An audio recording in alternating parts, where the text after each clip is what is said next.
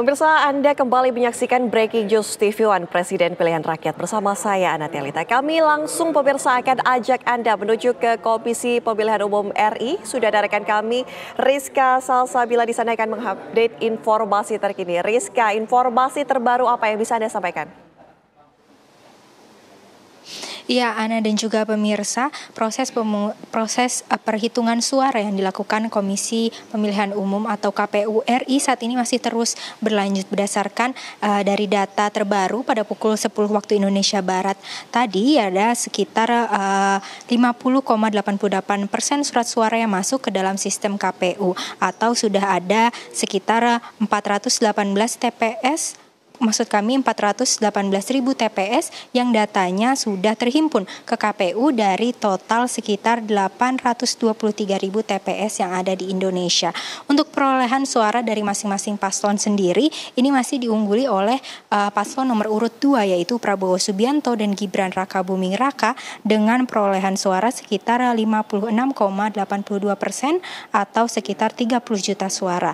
Kemudian di posisi kedua paslon 01 yaitu ini Anies Baswedan dan Muhaimin Iskandar sebanyak 25,2% atau sekitar 13 juta suara. Dan di posisi ketiga ada paslon nomor urut 03 yaitu Ganjar Pranowo dan Mahfud MD dengan perolehan suara sementara saat ini 17,98% atau sekitar 9 juta suara. Dan perlu diketahui pemirsa bahwa data ini bukanlah hasil data final namun data yang masih dalam proses penghimpunan oleh KPU, mengingat baru sekitar 50% data yang masuk ke sistem Sirekap KPU. Dan berdasarkan peraturan KPU, proses rekapitulasi hasil pemungutan suara oleh KPU ini sudah dimulai sejak kemarin 15 Februari 2024 dan nanti akan terus berlangsung hingga 20 Maret 2024 atau sekitar 35 hari maksimal sejak proses pemungutan suara berlangsung.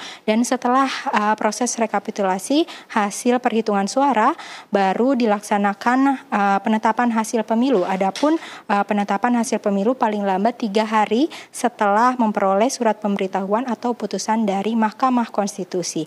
Dan selain itu Ana dan juga pemirsa, menanggapi keluhan masyarakat mengenai perbedaan hasil pemungutan suara atau formulir C1 atau formulir hasil yang berbeda dari hasil di website Sirekap ini, pihak KPU dan Bawaslu ini menjelaskan cara perhitungan suara yang melalui website Sirekap, yaitu para petugas KPPS ini mendokumentasikan formulir C1 atau formulir hasil perhitungan surat suara di TPS, kemudian hasil dokumentasi tersebut atau foto tersebut diunggah ke website Sirekap oleh petugas KPPS yang kemudian data dari foto tersebut dikonferensi oleh website Sirekap, bukan oleh petugas KPU, sehingga kemungkinan error atau salah baca itu masih dapat terjadi.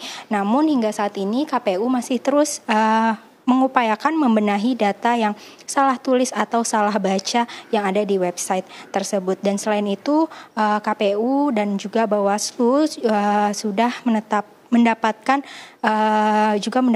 kendala atau temuan di TPS selama proses pemilu berlangsung, yaitu diantaranya ada beberapa TPS yang membuka pemungutan suara lebih dari pukul 7 pagi. Kemudian belasan ribu TPS tidak tersedia alat bantu disabilitas dan TPS yang logistiknya tidak lengkap. Kemudian pihak KPU juga menyampaikan potensi pelaksanaan pemungutan suara ulang itu akan berlangsung maksimal 10 hari setelah hari pencoblosan 14 Februari lalu. Seperti itu Ana, kembali ke Anda di studio. Terima kasih laporan langsung Rizka Salsabila dari kantor KPU RI Jakarta. Selamat siang, selamat bekerja kembali.